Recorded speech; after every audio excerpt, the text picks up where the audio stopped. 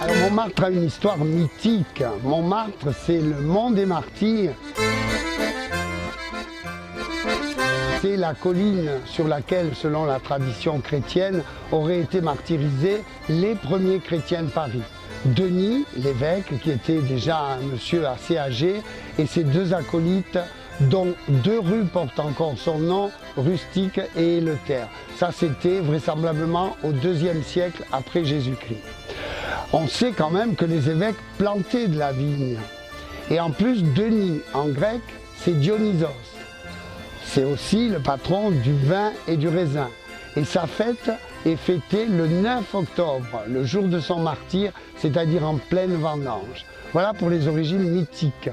Il y a des origines historiques un peu plus récentes, mais qui datent aussi du Moyen-Âge. C'est l'époque des abbesses.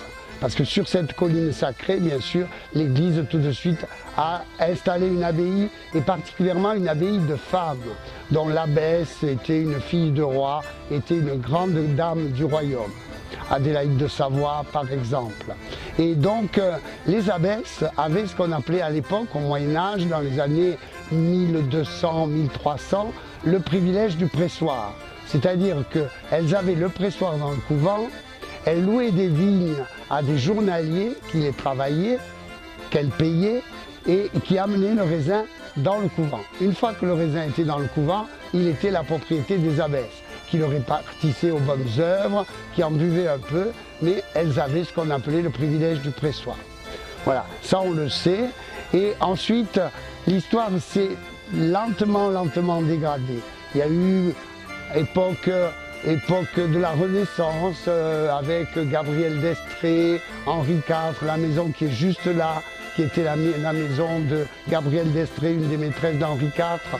Et on peut penser qu'il y avait des vignes à ce moment-là sur la colline.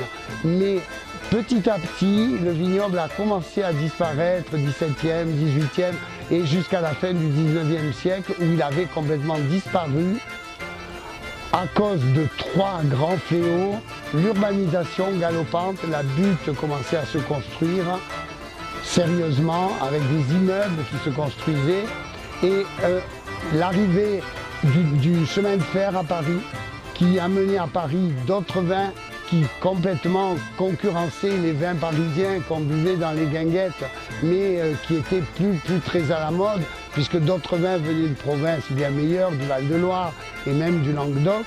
Et finalement, le phylloxéra aussi, qui est un parasite, qui a complètement détruit le vignoble français à une certaine époque et qui a détruit aussi celui-ci. Donc, si vous voulez, à partir du début de la fin de la guerre de 14, il n'y avait plus de vignes à Paris.